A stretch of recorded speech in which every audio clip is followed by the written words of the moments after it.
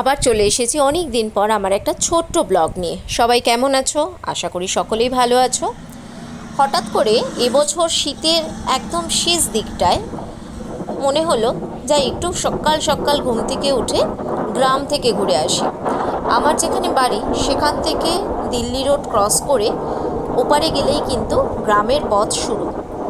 চললাম দুজন মিলে গাড়িতে করে ভোরবেলা এই গ্রামের পথ ধরে। এত ভালো লাগে, এত স্নিগ্ধ পরিবেশ, তরতাজা গাছের সমারোহ। খুব ভালো লাগে এই সমস্ত জায়গাগুলো দিয়ে ঘুরতে।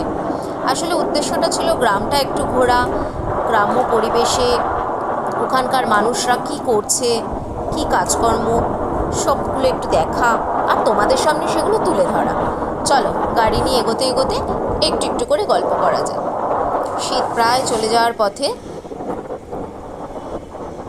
গ্রামের রাস্তার চারপাশে এই এত গাছ, ছোট্ট ছোট্ট বাড়ি, এগুলো দেখতে কিন্তু খুব ভালো লাগে। যাই হোক, দেখতে দেখতে কোথায় পৌঁছে গেছি বলো তো? আমরা পৌঁছে গেছি ইট ভাটাতে, যেখানে ইট তৈরি হয়। শীতকালে বিভিন্ন অঞ্চল থেকে, বিভিন্ন জেলা থেকে মানুষ এখানে ইট ভাটাতে কাজ করতে আসে। সারাদিন এরা ইট তৈরি করে। ইট তৈরিটা একটা খুব সুন্দর, প্রত্যেকটা ক্ষেত্রেই প্রত্যেকের হাতে একটা করে ছাঁচ, তার মধ্যে মাটি ফেলছে এবং সেগুলোকে শুকোনোর জন্য রেখে দিচ্ছে থরে থরে সাজিয়ে।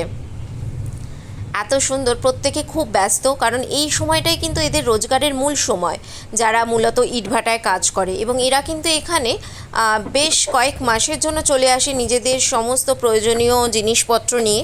এখানে এরা থাকে, রান্নাবান্না করে, খাওয়া দাওয়া করে এবং সারাদিন কাজকর্ম করে, কারণ এটা উপার্জনের একটা মূল সময়। বেশ বড় ছিল এই ইটভাটাটা, আমরা ঘুরে ঘুরে দেখলাম, অনেকটা ভালো লাগছিল। মানুষ কি সুন্দর কাজ করছে। এবার হঠাৎ করেই আমরা এই গ্রামেরই এক প্রান্তে ছোট্ট একটা মন্দির আছে, তো সেখানে আমরা যাওয়ার জন্য এরকম একটা কাঠের সাঁকো দিয়ে, এই প্রথম গাড়িতে করে কাঠের সাঁকো দিয়ে আমরা চলেছি। বেশ ভয় করছিল, কিন্তু সত্যি বলতে মানে বুকটা দুরদুর করছিল, কারণ নিচে একেবারে খরস্রোতা নদী বা অনেক বড় সড়ো নদী না হলেও বেশ জল কিন্তু ভালোই ছিল, পড়ে গেলে আর রক্ষে ছিল না। যাই হোক, ভয় পেতে পেতেই আমরা আস্তে আস্তে আস্তে আস্তে এগিয়ে যেতে থাকলাম। পৌঁছে গেলাম এই মন্দিরটিতে। মন্দিরটি এখানকার একটি বিখ্যাত মন্দির, নাম জানা নেই, কারণ এখানকার মানুষদের থেকে জিজ্ঞেস করে এই অঞ্চলের কত বছরের পুরনো মন্দির, কত মানুষ এখানে প্রতিদিন পুজো দিতে আসে, নির্দিষ্ট দিনে বড় উৎসব হয়।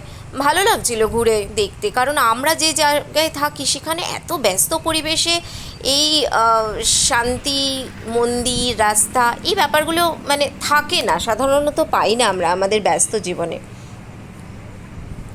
অনেকক্ষণ মন্দিরের চাতালে আমরা বসেছিলাম, মূর্তি দর্শন করলাম, মায়ের মূর্তি রয়েছে এখানে। আজ তাহলে এ পর্যন্তই, পরের ব্লগে আবার কথা হবে।